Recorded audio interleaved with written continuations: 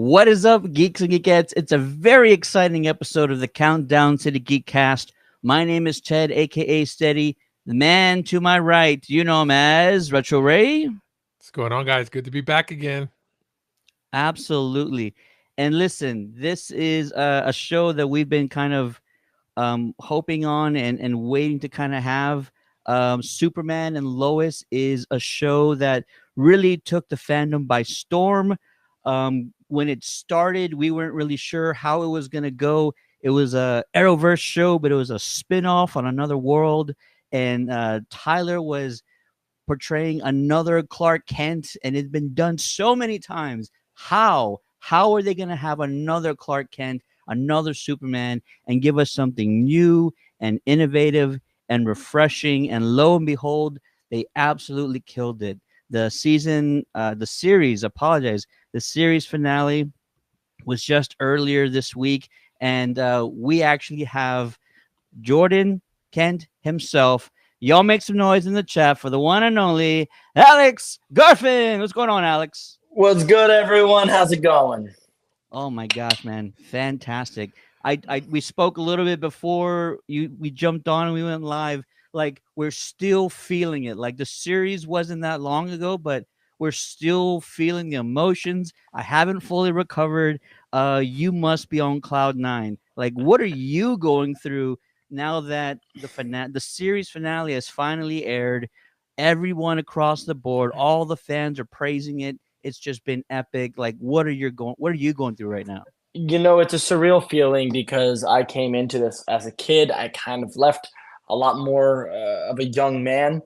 So it just kind of feels like I've graduated high school.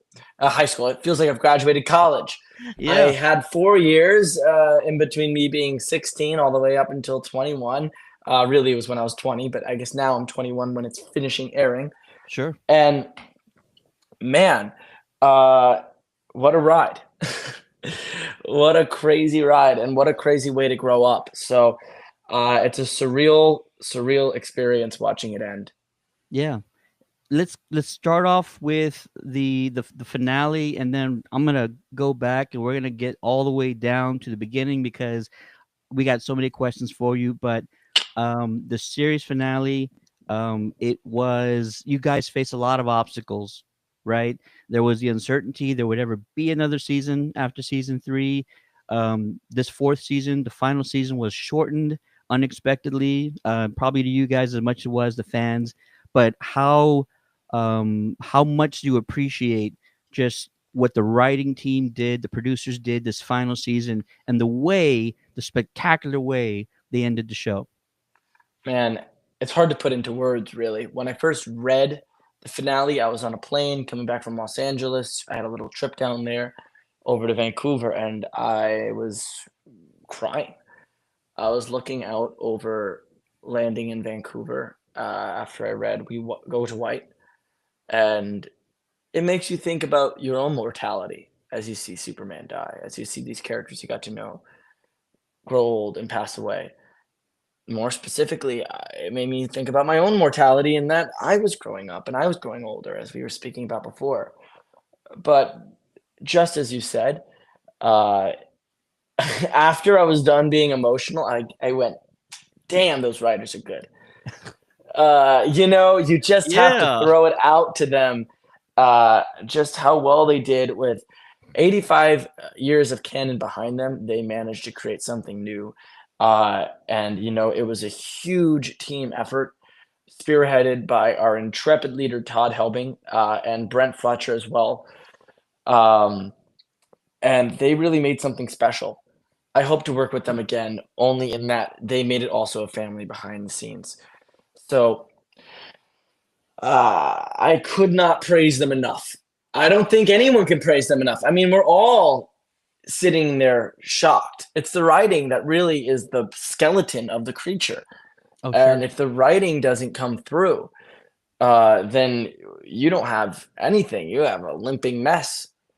So I'm happy to just be the skin on the outside and go along for the beautiful ride that they took us on. Absolutely. And before we go any further, Ray, I'm going to let you ask a few questions. But those of you in the chat, we see you there. We're going to we're gonna get through some of the fan questions. So if you have a question, throw it in the chat. We'll ask as many as we can. We'll get through the best one. But for right now, give a shout out to a few folks that are in the chat. Jorge's in the chat saying what's up to Alex. Let's see here. He loves the show. Rachel's in the chat saying, "Oh, this is gonna be fun." She already has a question for Alex. Maybe we just want to quickly get through. You have any plans on making the trip to Australia by chance, Al? Oh, I think he's messing with the camera settings real quick. There he is. Howdy. Hi, am I back? You're back. I don't know what happened. I scrolled down to look at the chat, and as soon as I scrolled down, my phone said I had enough, and the whole thing crashed. You're all good, man. You're all So good. no longer looking at the chat. Chat, I'm sorry. We'll take care of that for you if you'd like. Rachel's in the chat. She says, "Do you have any plans on making a trip to Australia anytime soon?" Probably not. No, it's far away. But who knows where my future goes. I gotcha. Angel saying hi from Costa Rica. Oh, hola. King JR says the final episode made you tear up as well, brother. Same here. Brandon says, "What's up?" Rachel loves Tyler's version of Superman. All right. If you're watching right now, say what's up. But also, if you have any questions regarding the show for Alex, be sure to throw those in the chat, and we will get through as many as possible. Ray, what do you got, sir? So the question I have, this is where at the end of the episode, it's basically Clark walking from room to room in the house. Yes. And you're the last person that he goes to when you open the door that leads him to Lois. How was it at that scene, knowing that you're opening that door? I mean, how emotional was it? Because that was the final, you know what I mean? So weirdly enough, I only found out about this through interviews. I haven't seen the finale yet. I'm waiting until I see it with everyone. Yeah, so we're all gonna get together on Monday and watch it together. Wow. And I wanted to be with everyone when I saw it for the first time, to be quite honest. It's an emotional moment, you know. Oh, dude. More than that, though, we shot both versions. So I didn't know that was going to be the case, that I was the one opening the door. I'm pretty sure we shot one also where Micah was opening the door. So I felt really gratified. I'm happy I got to work alongside not one but two amazing actors who got to play Jonathan. But hearing that news, it felt good to know, because obviously it's been 4 years in the making on my end. Yeah. And I know Clark and Jordan's relationship has been one of the backbones of the show. So yeah, what a crazy thing that was to find out live. It was another live interview. It's just crazy. By the way, everyone else that's seeing this, I just did another interview where I was in a restaurant. So I'm just sorry to everyone that saw. I fucked up the timing. That was my fuck up. I felt bad for the guy. The guy like didn't even mention I was in a restaurant. I did. He was a really sweet guy. I don't know. I felt awkward about it. He felt awkward about it. And here we are today. Making music, you know? There you go. You know? How long have you been piano playing? for us. I really started when I was around 15, 14. But I was doing little lessons before. I didn't learn very much. I started doing chords a little after. Now I would play like a lot of jazzy stuff. I love doing that stuff. I'm always writing songs too. So I sometimes do Instagram lives and share them with people. I love hearing that. We'll talk some music afterwards. I've been playing since I was in college, and I enjoyed it. Well, what do you play? Music fan. A little bit of everything. Okay. Little bass, very little piano. I haven't picked up piano in years.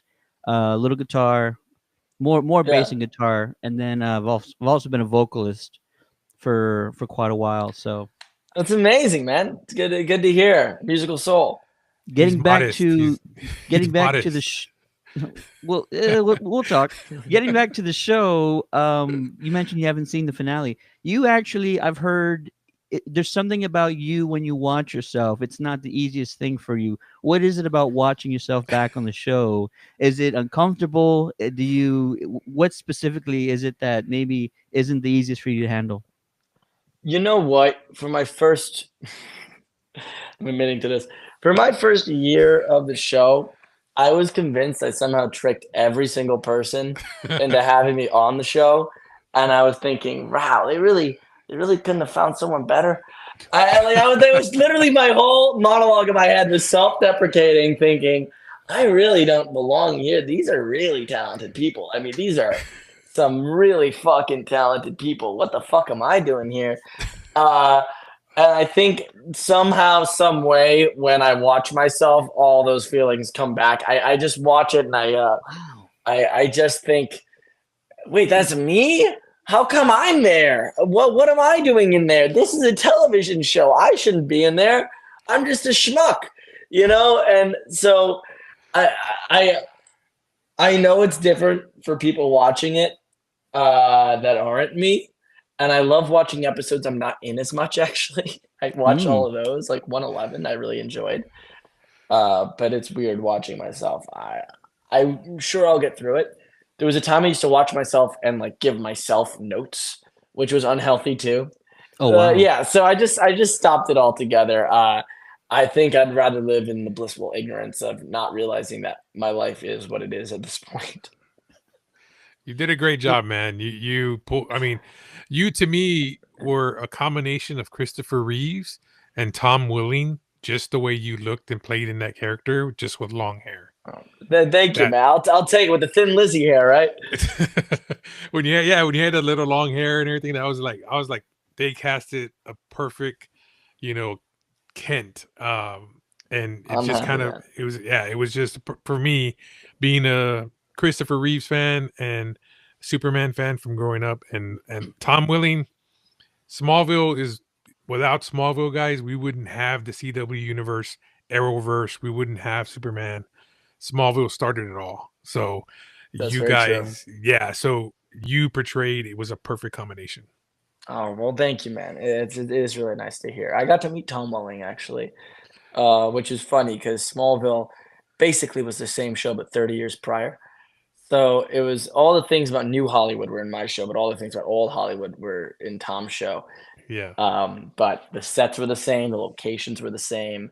There's only so Wow. many places in Vancouver that look like Kansas. It's a place known for its mountains. So Yeah, there you go.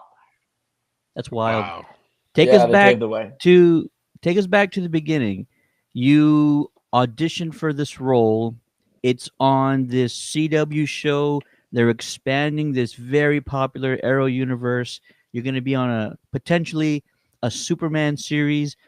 What was it like getting that call, or how did you find out? What was your like first reaction to Yeah. getting cast? Well, so there were a couple steps along the way.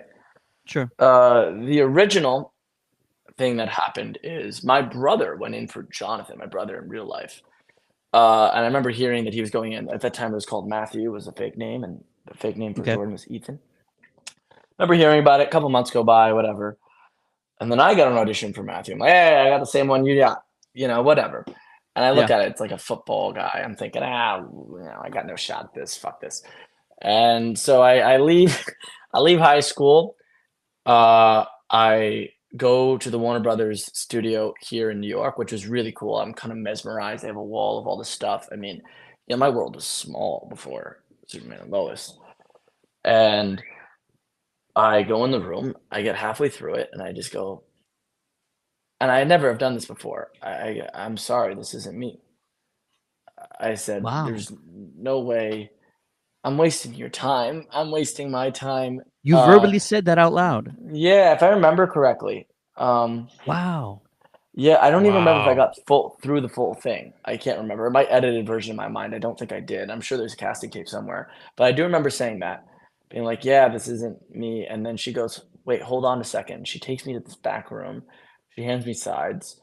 And I look at them and I'm realizing, this is something. So she says, you want to come back later tonight or do you want to come back tomorrow and do this? And I had a date with my girlfriend at the time. So I was like, and I had no shot. Well, who am I? I'm a random guy. I'm a schmuck. So I'm like, yeah, I'll come back tomorrow. I got a date. By the way, it was like a date with my girlfriend of like 3 months. I definitely could have canceled it. Whatever. Yeah. So I go back to my high school, which was LaGuardia. It was famous for having Timothy Chalamet there, and a bunch of Wow. other, Al Pacino went Yeah. there, Jennifer Aniston went there. I only had one teacher left from when Timmy was there. He was there like 10 years before me, and every time you're there, the environment was very competitive, and the environment was also "You will never be our golden child" poster of Timothy Chalamet on the wall. Not really, but that was certainly a vibe. And Sure. I actually don't know if I've ever told this on an interview before. It's an interesting story. Um, I go to the teacher, Mr. Lobenhofer. I say, "Hey, can you help me? I got this call back." And I do the audition with him in his office. I Wow. remember it so well because I was always intimidated by that office. More so than the audition room. I was intimidated by the office because I felt like they could really evaluate who you were at LaGuardia. And I was a mischievous little kid. And the thing is that a couple months before that, in my sophomore year, this was my junior year, right? My sophomore year, I had a teacher who was famous for not showing up to school. Oh wow. Yeah, so this teacher had some issues. They would show up for a couple months and then drop out every year. He was a history teacher. I'm a big history buff. So I found out I had this teacher, and he stayed for 2 months and then he left. And they had a substitute that didn't know anything. Really, I think he had some brain damage from a car accident. It was not even really a safe environment for the kids. It was still during the reign of a principal who got fired. And eventually they were davening through the French Revolution. And I stand up, I go, "Okay, who's the king of France right now?" And they actually, by the way, just make up a name. And I go, "There's no king in France. That's the point of the country of France. You're teaching the French Revolution. Sit down." So I taught this class, and eventually I start teaching this class for like a week or so. I'm like coming in, I'm like, I know what I'm looking things up on the computer and like teaching the class this and that about the revolution and this and that. I was a big history buff. And then the vice principal of humanities walks by and he goes, "What are you doing?" And he sits me down in his office like, "What the fuck you think you are? Who the fuck you think you are?" And I'm like, "Look, these kids are going to fail. Wow. This principal is going to make them take a test. They're going to have a failed class on their resume going into college. That means everything." And he still didn't let me do it, but then I kept doing it. He threatened to suspend me. I kept doing it. So eventually they kind of just let me. It was not all the time, but I came in most of those days and I had something Wow. to share. Yeah. And, flash forward, I'm doing the script for the big guy at the drama department, Mr. Lobenhofer. And the script is a kid sitting down in the principal's office picking his nails. And the principal is saying, "Why did you call a teacher a dumbass?" And I knew this. I had not felt so connected to a script in my life. Now I connect with scripts easier. I think I'm a better actor for it, quite honestly. But at that Yeah. time, it just like fit, Wow. Wow. Something clicked. And I went up. I did the audition, and instead of being a little brat, which is I think what a lot of people would have read that as, is, yeah, well, he was a dumbass. I went in with the idea that the kids are going to fail. I'm the only thing stopping the kids from failing, and if the teacher's a dumbass, the teacher's a dumbass. Wow. Wow. And when I finished the script, the teacher looked at me and he said, "There was something interesting there. There's something very Timmy-like in your eyes." And that was a huge compliment, right? Because again, he was the Wow. guy on the poster they kept pointing to, and "You will never be him." And I hadn't even, this was only for the callback. Yeah. I do it. I do the audition. I don't feel great about it, to be quite honest. I leave the room thinking I really screwed it up. I go back to school. And then I get an email saying they're really interested in you, and I kind of knew what that meant. Only a couple hours Wow. later. So then I go around the whole basement of LaGuardia, which was kind of a free for all at that time, and I'm looking for my girlfriend to tell her like this big thing is happening. And her story is that everyone as she walked down the hallway, everyone kept saying, "Alex is looking for you. Alex is looking for you. Alex is looking for you." And I went up. I told her, like, I think I have a shot at this thing. Wow. And then I looked around, and on the wall of the school where they have open calls for auditions, there was the audition. So at that point, the net was so wide by the time it got to me that it was an open call at LaGuardia High School, which they do sometimes because they Okay. have a lot of really talented kids in there. Flash forward 2 weeks, I'm off to LA. Actually, it was less than that. It was no, 2 weeks. It was in January. I'm off to LA, and I do a screen test, which was a 5-day process. I could get into that whole story too, which I have some funny stories about that.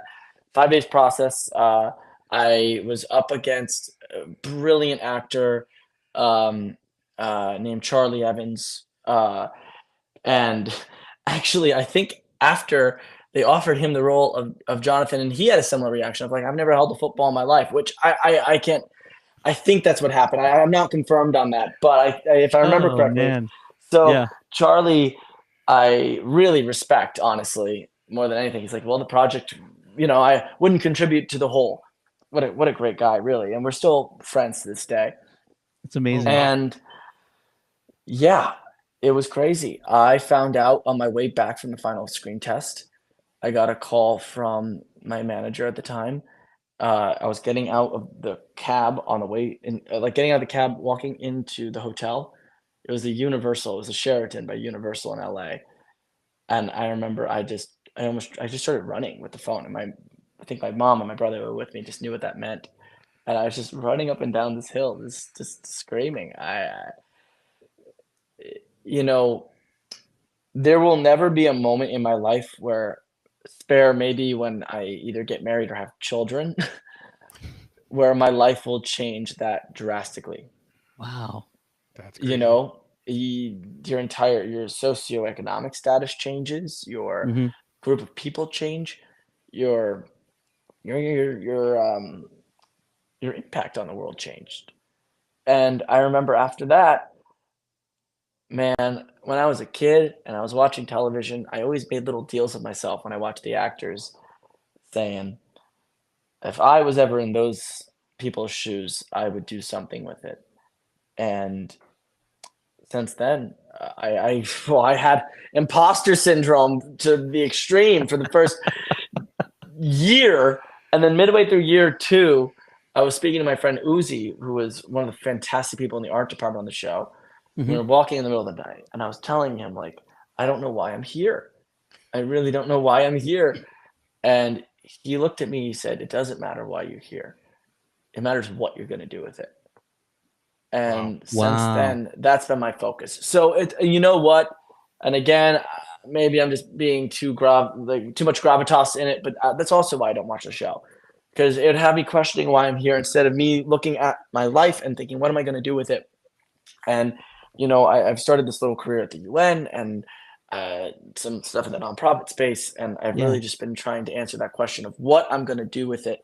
I really want to continue telling stories for the rest of my life, and I hope that I can do enough good in the world to justify my position in the cultural zeitgeist. So that's the whole story. That's an exclusive for you guys. I've never told that full story about getting it before.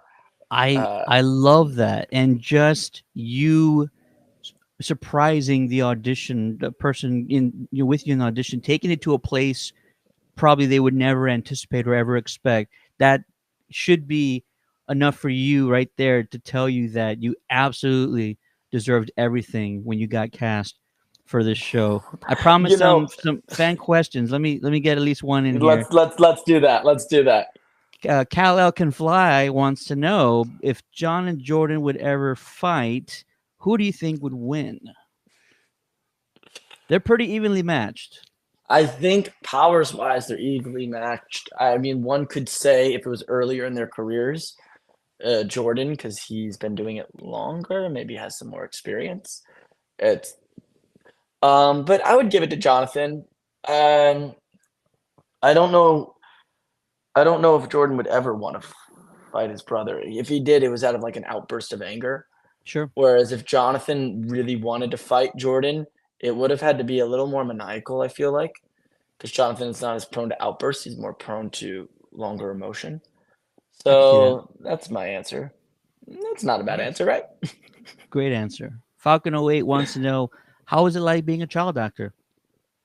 I wasn't really a child actor. I mean, I was and I wasn't. I think when it happens to you, I booked the role when I was 16. I started filming the day I turned 17. I feel like when it happens to you that late in terms of child acting rules, it's very, very, very different than starting at like 8 or 9.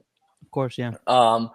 And I know a lot of people that are child actors. They're kind of like the old money of the business, and that they've been doing it for a while. Everyone kind of knows them already.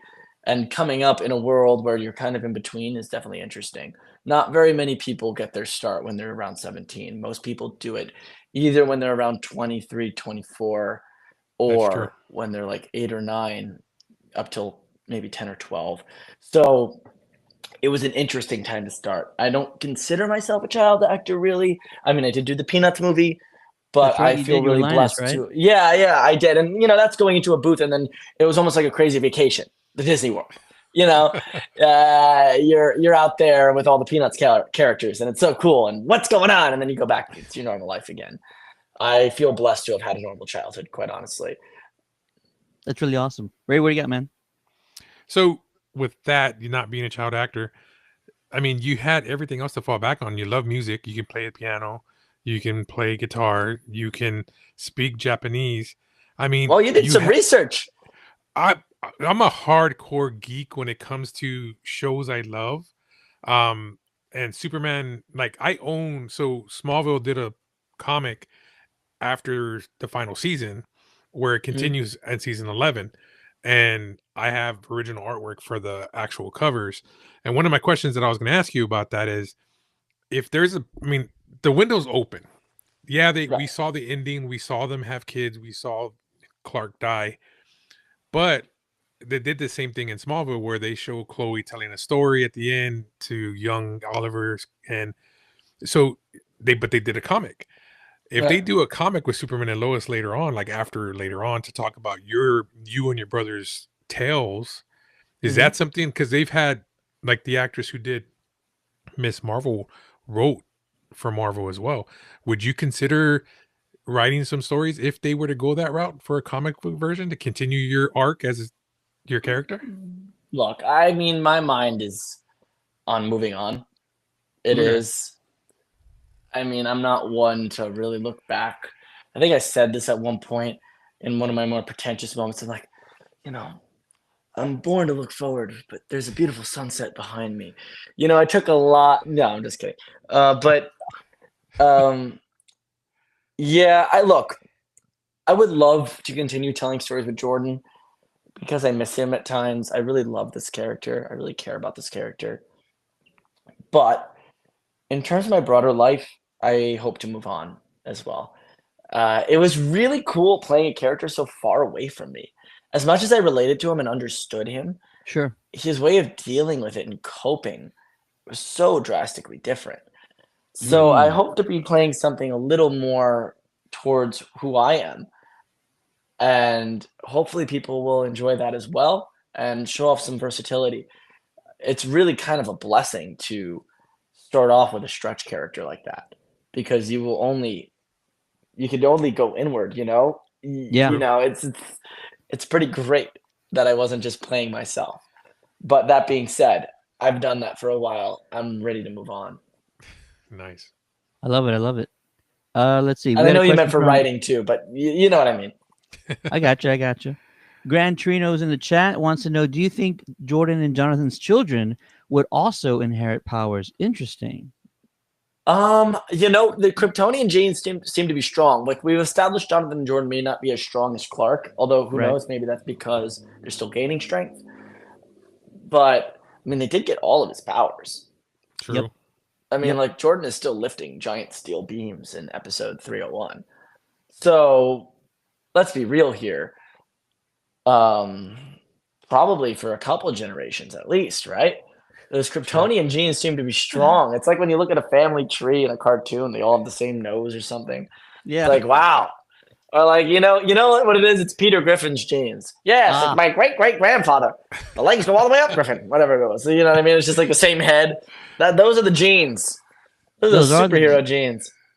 Yep, Nice. I could see that too. Yeah, and then they had a massive family. Like they looked like they had 3 or 4 kids each. Yeah. In the finale that they showed us. So like that's a big super family that they're building towards the end there. My joke is that sorry, go for it. We have a couple of questions about video games because in the show, this is from Kal-El, Camfly, as well as Aiden C. You're shown playing video games on the series. Mhm. What is your favorite game, and are you looking forward to one that's not out yet? What games are you looking forward to?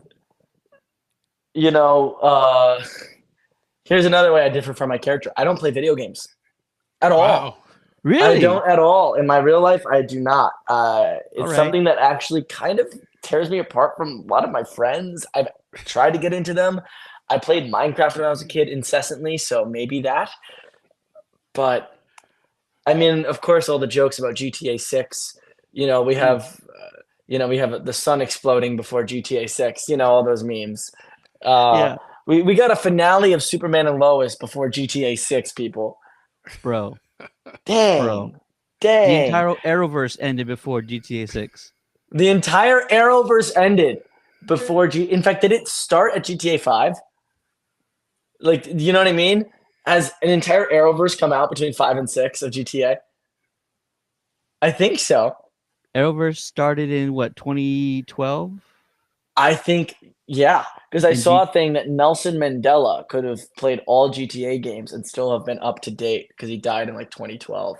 You're 100%. GTA 5 dropped in 2013. So yeah, the Arrowverse started right before. We got an entire GTA 5. Arrowverse before GTA 6? That's crazy. What? That's wild. Dang. Oh my God. What's going on here? No, I don't play video games though. I'm sorry to disappoint. It's all good. It's all good. Let's see here. There was a ton of like epic moments in the final season. Is there one that like really, really resonated with you? I know you haven't seen the final one, but like, is there a scene that you were in or not in that just like really resonated with you?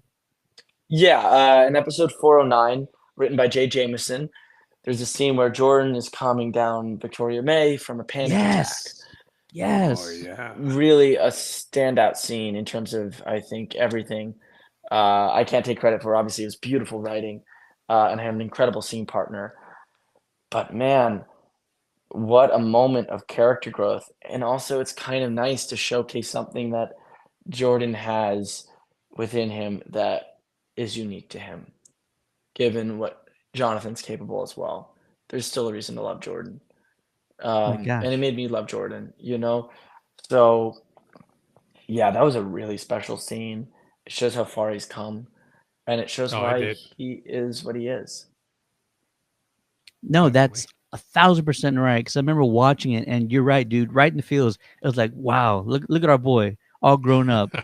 Look at him taking charge, helping people out, just like he always said he couldn't, but he's doing it right now. So yeah, it was a big moment for you and the character, but just fans watching it meant a lot. You hated watching Jordan beat himself up so much and be so down on himself. So for him to like finally sort of step out of that, it was remarkable to watch, and you felt it. It was a powerful moment. I'm really happy to hear that. That makes me very, very happy to hear. Ray, what do you got, man? So another question, one of the guests is asking, and we kind of talked about it earlier, and you said you would talk about it. The suit, they're asking about the Superboy suit, comic accurate. We were talking about the beginning of the before we started, going live. Yeah. So yes, so tell fans what you were telling us, that it was not an official suit; it was CGI.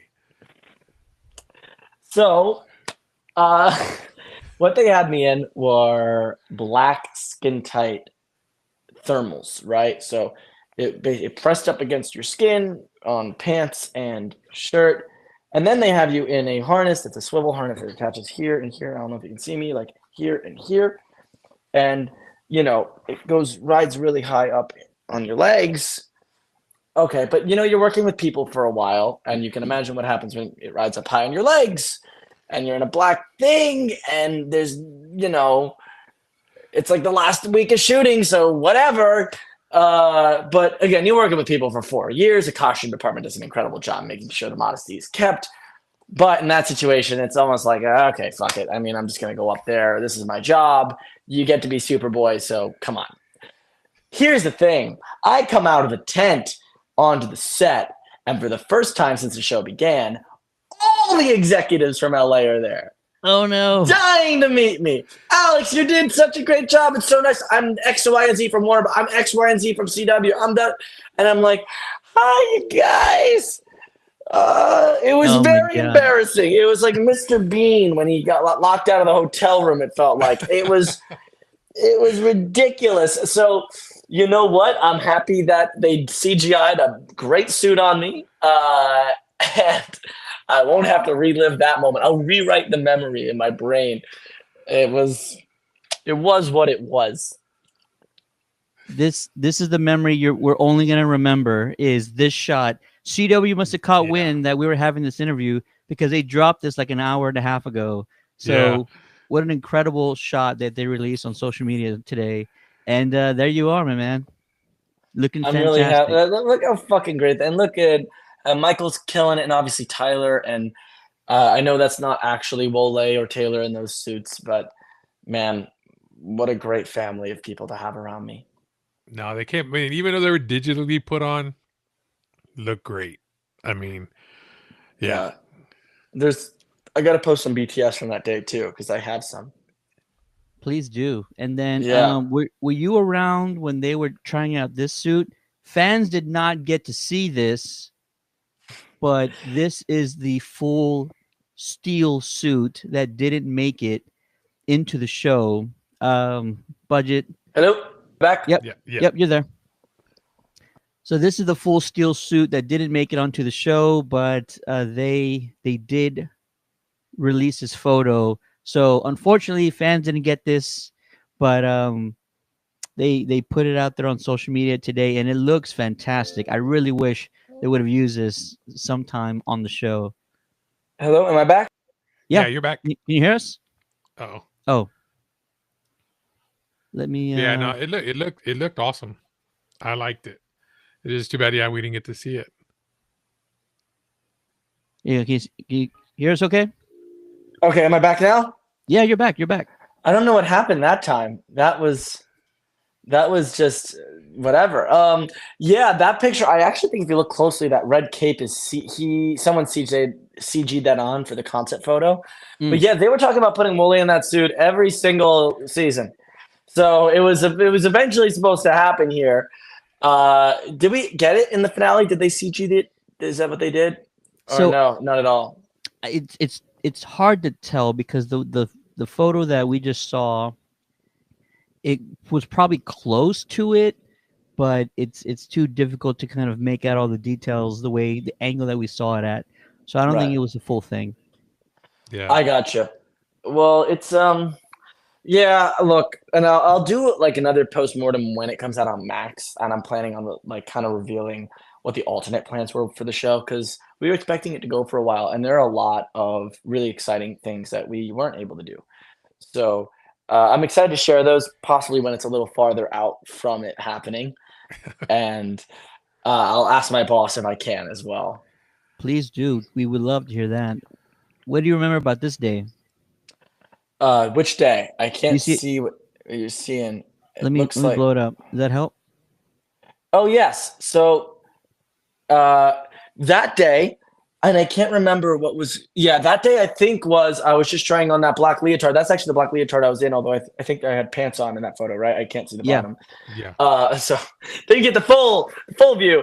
But yeah, they were just like, haha, look, let's see what this looks like. And my mom took that really beautiful photo of me and the designer, Katrina McCarthy, who, again, her and her team were just incredible and a real moral and like, what am I thinking? Enthusiastic backbone of the work ethic on set.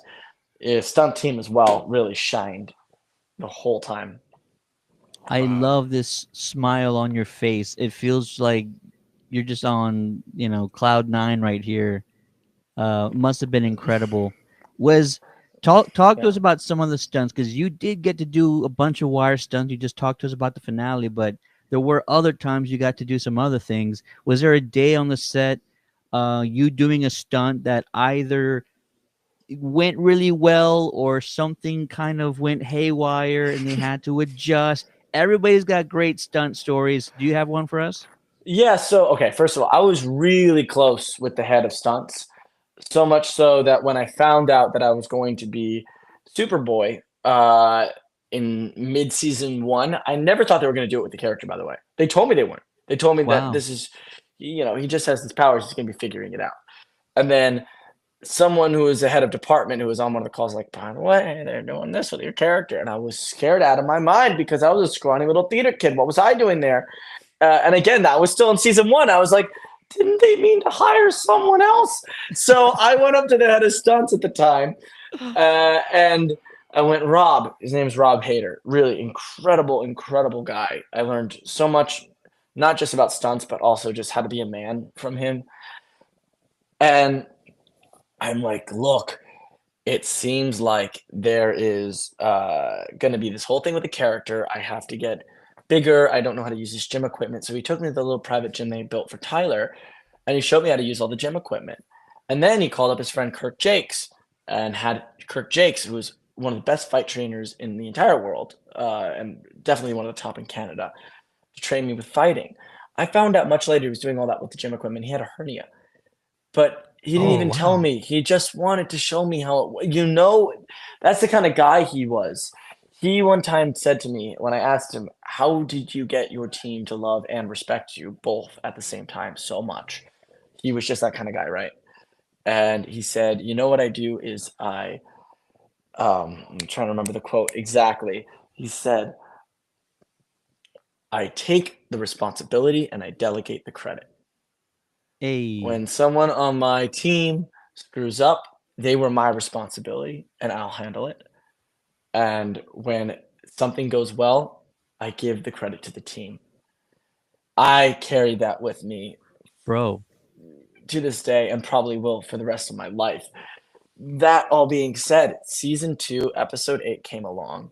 I had been training now for a little while. Jordan Elsas and I got really into going to the gym with our friend Richard Jang, who's not on the show, completely unaffiliated. He's just our third friend at the time.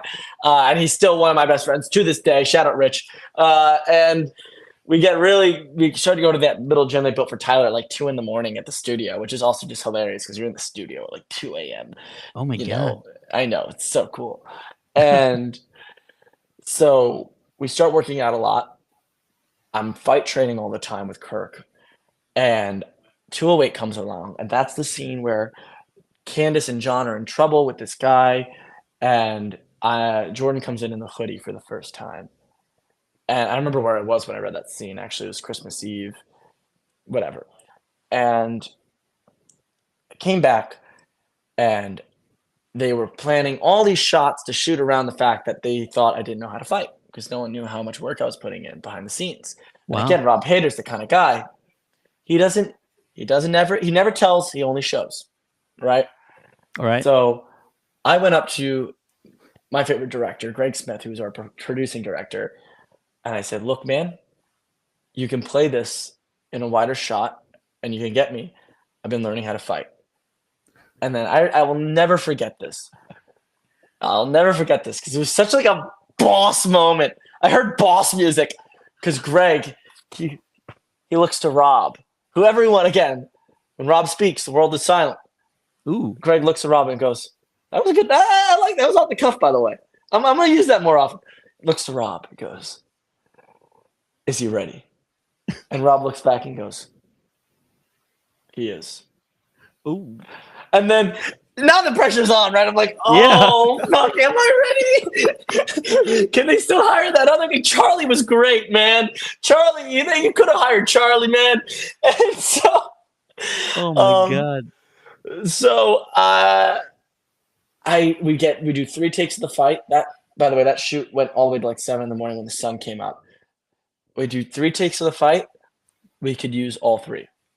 Wow. And I remember after that running into this random field of crap, not in the middle of fields, and just jumping up and down, being so happy because, you know, yes, I totally feel like I earned my spot on Superman as much as anyone does when they put in a lot of preparation and the right opportunity comes. But so many people put in all this preparation that I know, and there are so many incredibly talented actors waiting for that opportunity.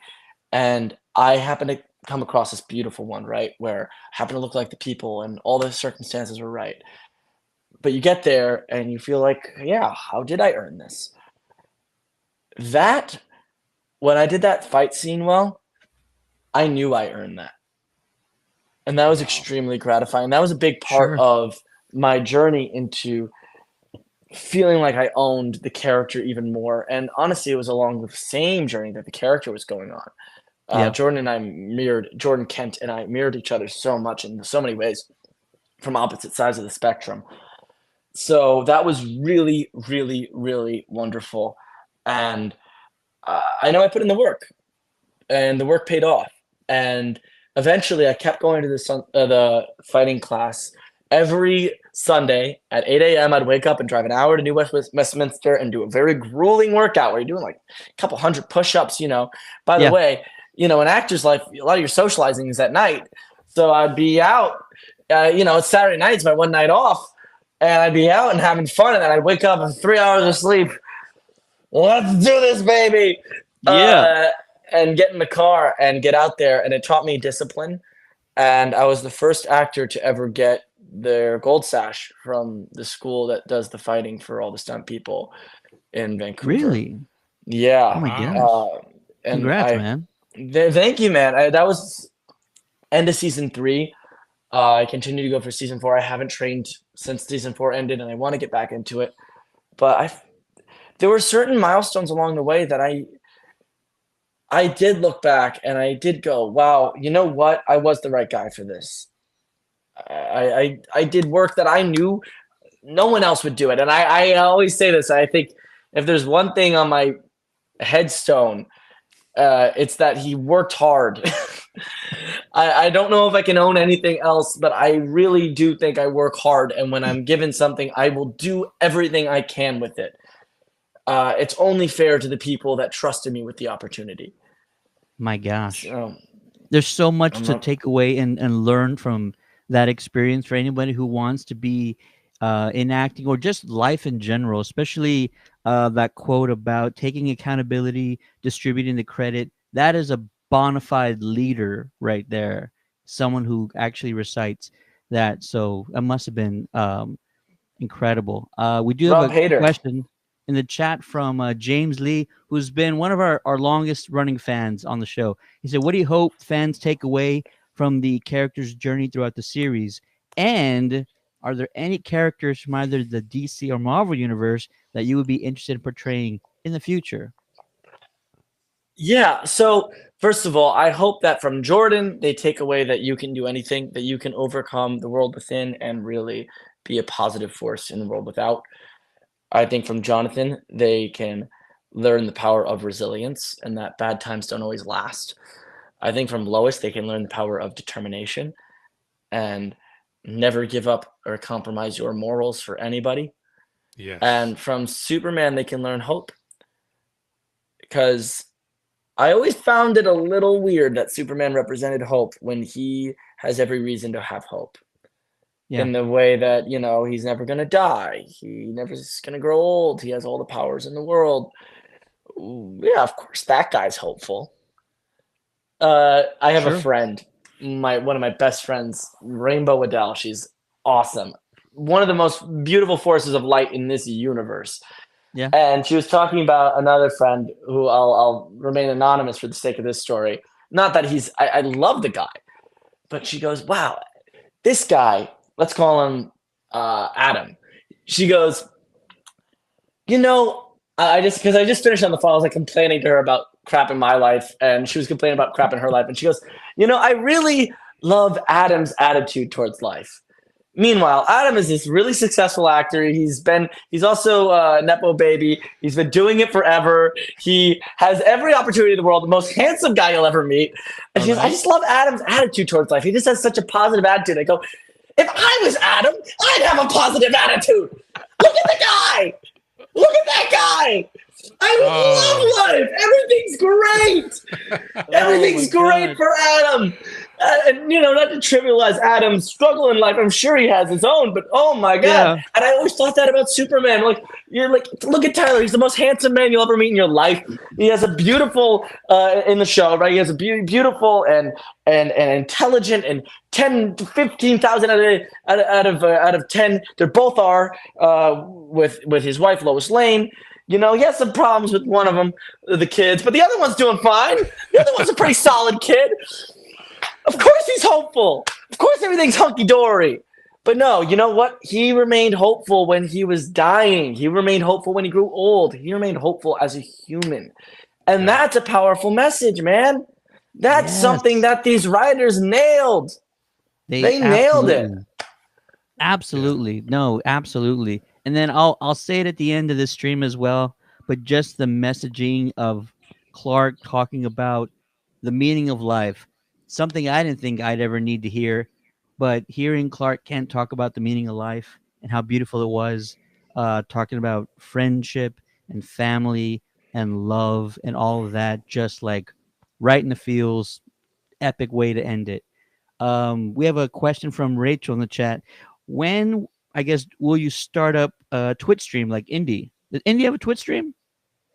Indy does have a Twitch stream. If I knew, I think it's just her name, Indy Navarrete. So I'm gonna try to plug it, even though I don't know what it is, because she's a buddy, and I gotta support my buddies. I don't know if I'll ever Twitch stream. I think I will continue with the Instagram Live Zone, sharing the songs and the music. Although, look, I gotta say, Twitch streaming seems like a lot of fun. You're just playing video games with a bunch of your fans / buddies, making money, living life. It doesn't sound like a bad gig. Maybe I will get into it. If there's a market for it, I'm open to it. But if I may make a suggestion. Yeah. We already have people playing video games. What we need is more musicians. So if it's just you for like an hour playing piano and talking about music, I'm there, bro. Oh, come on. Now I just need to somehow make that so that they still are buying my dinner. Yeah.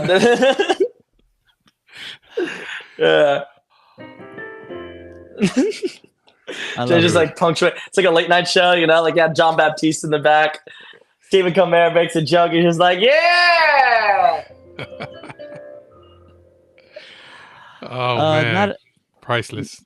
Not a question, but Cal in the chat says, thanks, Alex, for all the behind the scenes videos that you've posted. They appreciate that. Gran Torino says, I think Brainiac is messing with the connection. That's when you were having the issues earlier. But I bring this up because Brainiac was name dropped in the 4th season. Luther dropped Brainiac's name. And I'm sitting there, I pause it, I rewound it. Did he just say what I thought he said? So I know you mentioned there were plans that you're going to talk about later down the road, but was there a Brainiac plan for season 4 ever that got cut by chance? I think Brainiac was Milton Fine. No? Am I completely... Brainiac was his dude, the guy that was hacking all the stuff. Really? Okay. I'm pretty sure that's what... Yeah, I'm pretty sure that's what they meant. Milton was Brainiac.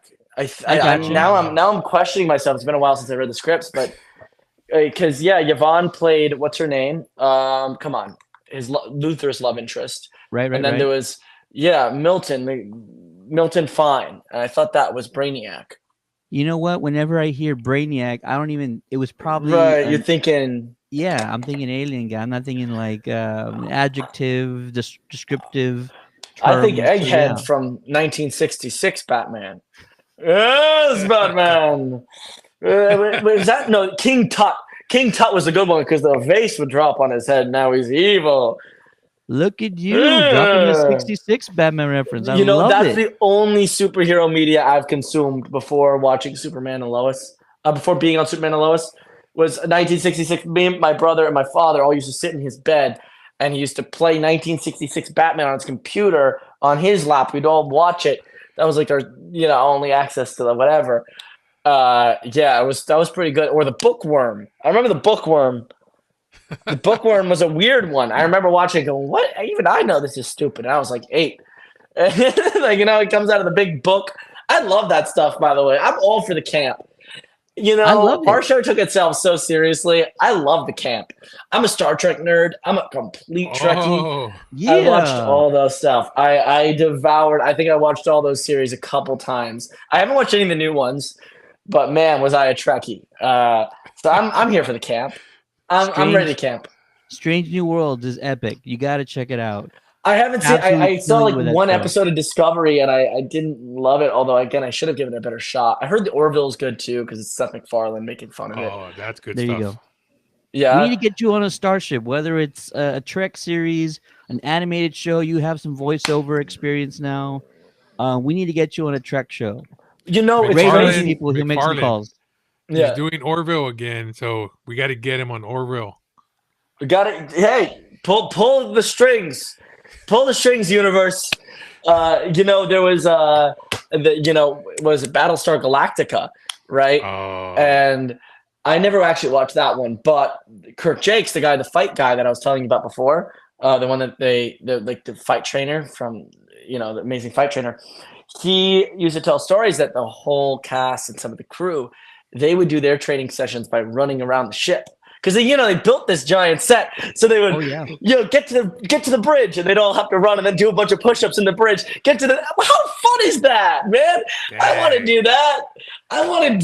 I always wanted to be on like the holodeck, 10 forward, go to Guinan. I also love the whole thing with Guinan, right? Because they know they can only afford Whoopi Goldberg like once a year, so they're in 10 forward, and like they meticulously make it so the cameras never point to the bar. It's like, yeah, she's here. No, she ain't. I have a funny Whoopi Goldberg story. I got a good Whoopi Goldberg story. Oh my God, please. So before I did Superman and Lois, I did a play off Broadway. And it was called Fear the Play. It was a really intense thing. 90 minutes. I was on stage, only character on stage the whole time for the 90 minutes. I was this kid who was a psychopath who burned this cat alive. This plumber takes me into the shed, and he thinks I killed a little girl who's missing in the town. And then the Ivy League professor walks in, and then press play on the play. Right. This is all to say that I was doing this after school. LaGuardia, my old high school, had the longest school day in the city, so I'd wake up. My schedule was crazy. I'd wake up around 7:30. I'd get to school around 8. I think this is right. Yeah, I'd get to school maybe 8:30. I'd do the school day. I'd get out of there by 4:30-ish. And then I would have to be down at the theater by 6. So I'd run downtown. I'd spend a little time downtown. I'd get to the theater at 6. The show would start around 8. And then the show would go until, I guess, 9 at that point. And then I'd be signing autographs and stuff outside until, maybe 10 or 11, because you're trying to schmooze after that. You're trying to make your career happen. Yeah. And then I'd go home for an hour. It would take an hour to get home. And I'd only have like 7 hours of sleep built into my schedule. I need 8, and besides that, you can't even sleep. It was crazy, right? So I was in a state of delirium working on this show. Again, that's me, though. I work hard. Yeah, I really will. I don't give up. I am intrepid in that way, even if it makes me really stupid sometimes. I just bear it. And I went backstage one day. I had this little tiny dressing room because the Lortel, it was a beautiful theater. If you can imagine, this is the stage. Yeah. Then there are 2 staircases, and then over here, there's staircases that go up to here, and up here are there 2 dressing rooms. And then right here, there's another little dressing room halfway up the stairs. And then here was a mechanical room on the magic side. I had the little dressing room for myself. And Obi and Enrico had this one up here because they were the 2 adults on the show. So I go up to my dressing room, and I just see Whoopi Goldberg standing in my dressing room. And I'm like delirious. I just did this play. I was like screaming. I was getting waterboarded, all this shit. And I look up and I just go, it was the worst thing I could have said. Oh, hi, Whoopi Goldberg. And then she's like, it was very Guinan-esque. She was like, I just want to say you did a beautiful job out there. And I was like, thank you, Whoopi Goldberg. Whoopi Goldberg, why are you here? Like, I was like, why are you here, Mister? I just kept calling her full name. Oh my I was god. not cool about it. I hope I get to continue my career and eventually go on The View or something. And she would remember me for sure. She saw the whole play. She went backstage, and I can tell her, by the way, that was me. One day that will happen. I really, Wow. really hope so. But that's my Whoopi Goldberg story. That's my That Guinan story. happens. That happens to the best of us, man. You don't expect it, you don't anticipate it, and you're just like brain is out, I gone. was delirious, and I had like the sticky crap in my hair from the play, and like I was ready to go out there and like try to schmooze again. I was so tired. I remember I was remarkably tired that day. I have a funny story from the play as well, Yeah. where like, I was 15. But I had a fever. I had like a fever, and they had no understudy, and I didn't tell anyone I had a fever. But I get on the stage, and I'm sitting in the chair. I'm like tied to a chair for most of the play, and the lights are coming at me, and I start going out. Oh. And I think Enrico, one of the most phenomenal actors I've had the pleasure of working with, he plays the plumber guy that's like interrogating me. He notices, he thinks I'm falling asleep, and in the middle of the play, he just goes, "Wake up, wake up, wake up, kid!" And, "Ah!" And I told him, "I'm sorry, I had a fever." She's like, "Oh, you should have told me." But it Oh my worked. god. What a brilliant moment from him. He sees this kid on stage, like that's something's wrong with him, and he gets him back into it. Show must go Yeah. on. Got to. Wow. Got to. I love it, man. Yeah, you're theater kid as well. So do you have plans on getting back on a live stage by any chance, either like musical or play? Um, I don't want to announce anything yet, but I do have some plans. Awesome. So I also got some other stuff cooking in the film world, but in terms of theater, it's way too early to announce what I'm trying to do. Wow. So it's so early. Like it's so early that it will definitely fizzle out. But I'm gonna put my all into it anyway. See what happens with it. Can't wait to hear about it.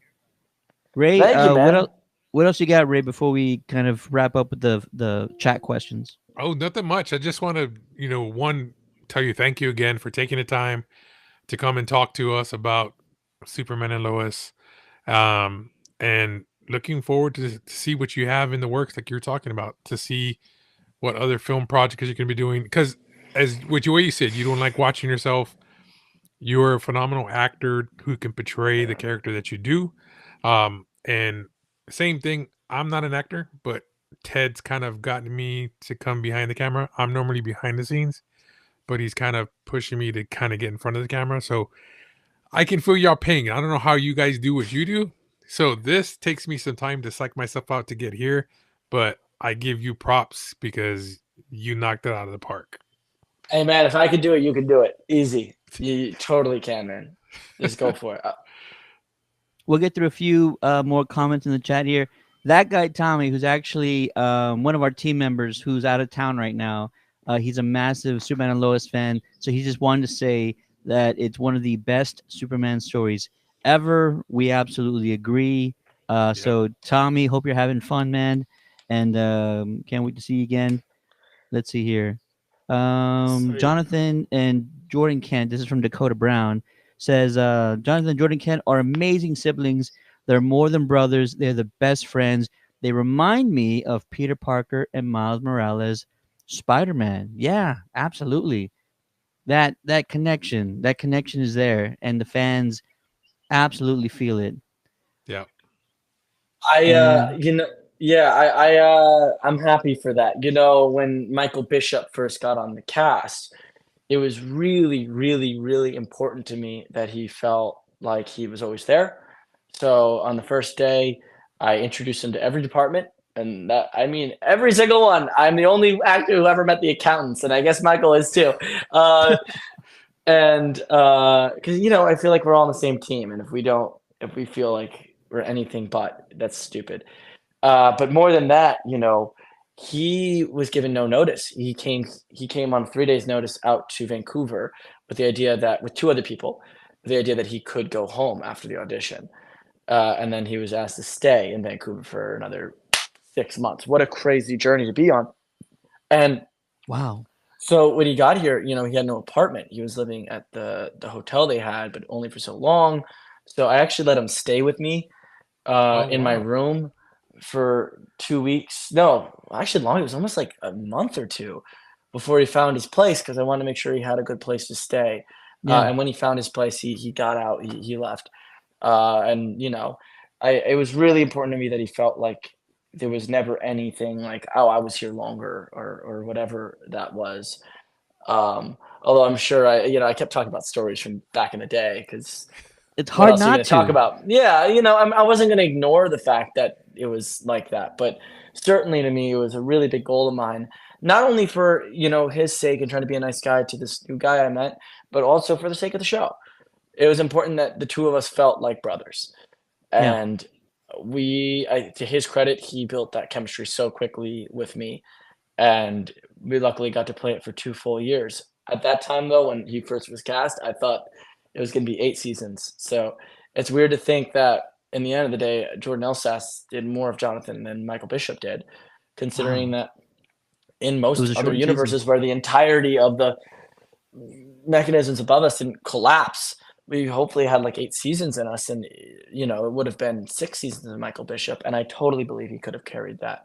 So I'm happy that we all got to make the transition as smoothly as possible. I want to stay there for a second, and if it's at all uncomfortable, then please we can move forward, and we'll get back to some chat comments. But hearing you say there was a potential, and probably a lot of that was already planned out for 8 seasons, is mind-boggling, and it just like I'm happy you guys got a 4th season when it was so uncertain, but to hear there could have been double the amount of seasons that we got, oh my god, I feel so cheated. It's such an incredible show, and you guys almost feels like you were just scratching the surface, like you guys just hit your stride. And I know it's tough for you to kind of talk about, because you probably wanted more as well, but man, I I don't even know I what to hope we ask go about that. down as the freaks and geeks of superhero world. Like I could people see watch that. it back and go, "How the heck did they end this? Come Yeah. on!" Right. Yes, I Freaks and hope Geeks is so. unique, man. I love that show. What an visionary, incredible show. And also, I'm hoping the case, because all those actors did very well for themselves. So I'm hoping that's the case as an actor on the show. But man, Freaks and Geeks, what an incredibly visionary show. It broke the mold for the time, and it didn't find its audience when it first aired. I think our show had a beautiful audience that it got to have supporting it. But there's definitely a bigger one out there that just doesn't even know about it, and Yeah. I'm waiting for them to discover it. Everyone that worked on the show, from network executives to actors, we all kind of had this prediction that it's going to find a second life in like 5 or so years. Oh Oh no, my it, god, it is. It's that'd be definitely going to. incredible. Yeah, absolutely. MBJ 829 says Tyler's narration was perfect in the series finale, and I bring that up to say, talk to us about Tyler and even Bitsy on the set. I mean, what were they like to work with? What kind of guidance did they give you? What are some of the stories that happened on the set of the show that fans might not have heard about? I mean, so many stories from behind the scenes. I mean, Tyler and Bitsy loved pranking each other. Really? And Ooh. yeah, they loved it. They kept going tit for tat. They were so unbelievably close. I mean, their chemistry was so good. And again, David Rappaport, what an incredible casting director to put that all together. Shout out David Rappaport. There you They go. were so eerily close to one another that it was almost hard being in this like the room, because they were just that much. There was just that much chemistry there. Like it was unbelievable, on and off screen, not romantically off screen, obviously, but Sure. there was just so much back and forth and banter. It was ridiculous. And I feel like the same is probably true at different times of myself and Michael Bishop and Jordan L. Sass. Yeah. So David Rappaport really pulled through with all this.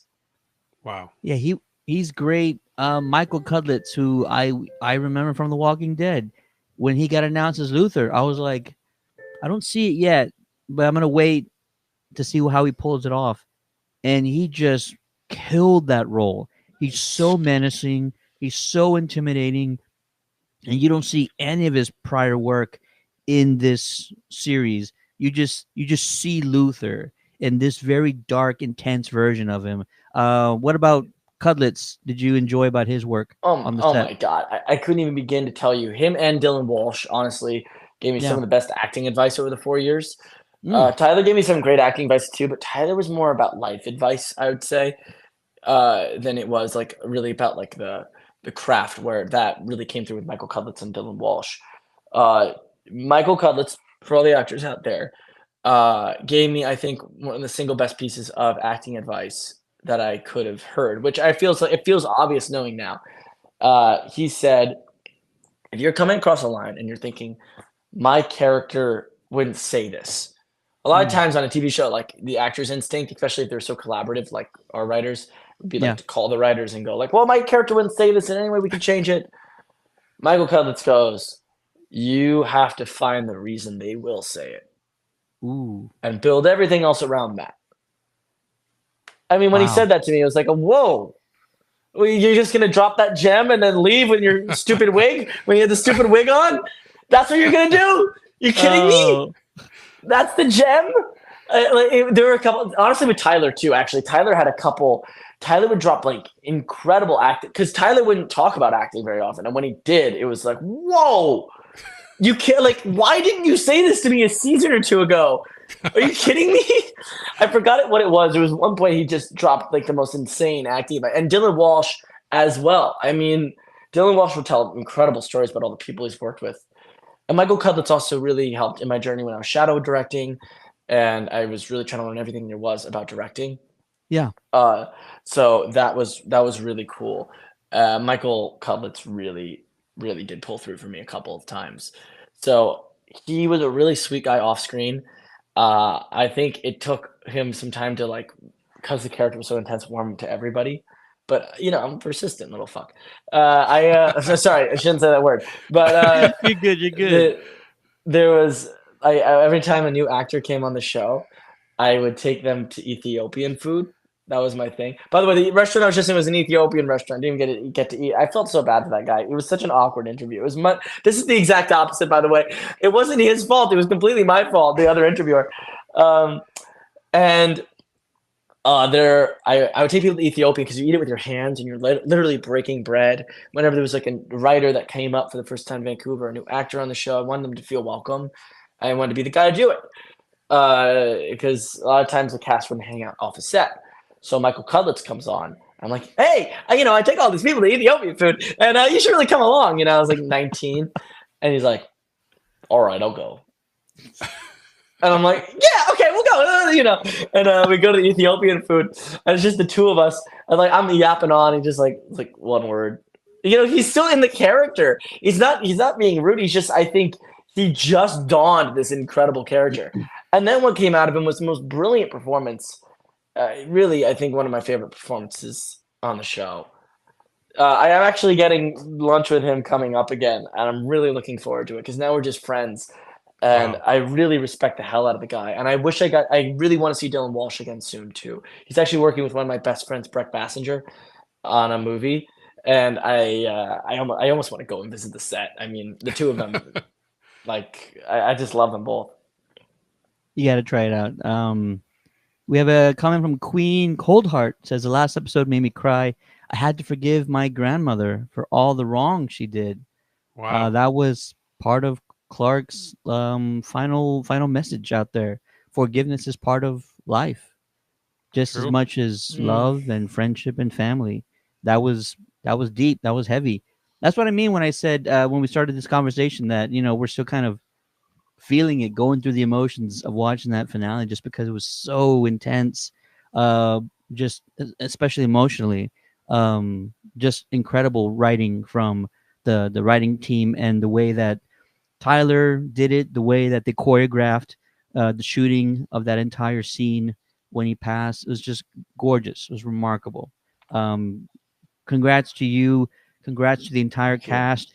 Give them our best, anyone that you see in the near future, because they absolutely earned it. And I know that fans and especially you guys wish that this story was continuing on, but for what it's worth and for all the obstacles you guys faced, the shortened season, the budget cuts, the cast that had been cut from prior seasons, you guys still made it an absolutely incredible show, and we're always going to be Thank you, grateful man. for it, and it's always going to stand. It's going to stand the test of time, just Yep. because of how insanely well done everything was. So, congrats to you, man. Well, thank We you very absolutely loved it. much. Thank you very much. All right, Um, I ought to get going. My poor friends at this other event, I am gonna miss it, but it doesn't matter. This was an amazing interview, guys. I'm so happy we got to do this. Really enjoy speaking to you both. Yeah. yeah, Hey, thank I'm you, gonna man. send you a picture too of Cutlass.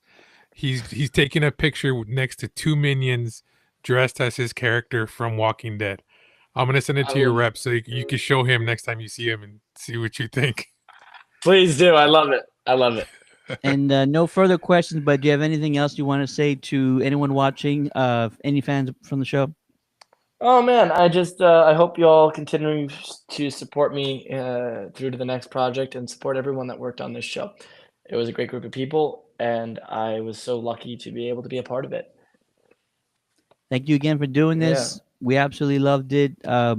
Best of luck to you. We cannot wait to see what you got coming up next, because whether you think so or not, you are super talented. Yeah, You're you are. driven, and the sky's the limit, man. So we can't wait to see what you got cooking. Well, thank you, man. Thank you very much. No All right, problem. I'll see you. Thank you, Alex. Thanks everybody All right. watching. We'll see you next time. Peace.